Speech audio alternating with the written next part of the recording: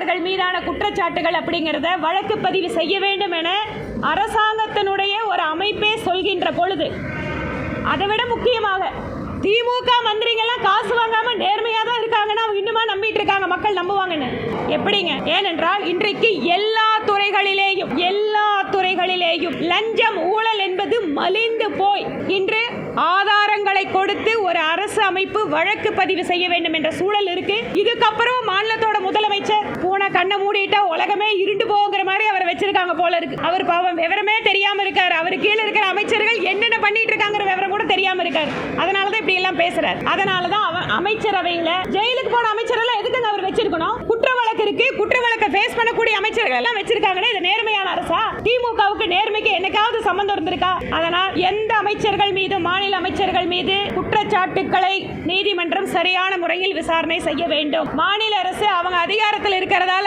சில நேரங்களில் அதை மூடி மறைப்பதற்காக, மிரட்டுவதற்காக முடிவு செய்வார்கள். ஏனென்றால் இங்க இருக்கக்கூடிய பொறுப்பு முன்னாள் மந்திரி திரு செந்தில் பாலாஜி என்ன சொன்னாரு? ஆமா, நான் காசு வாங்கிட்டு தான் வேலை கொடுத்தேன்னு சொன்னவருங்க. அதுக்கப்புறம் இன்னைக்கு திடீர்னு அவர் தியாகி ஆயிட்டாரு, திடீர்னு புனிதர் ஆயிட்டாரு. ஏன்? அதிகமா கொடுக்கறாரு. அதனால இவங்க மேல குற்ற வழக்கு இல்லைன்னு ஏதாவது இருக்கா? இல்ல பொய் வழக்குன்னு யாராவது சொல்ல முடியுமா?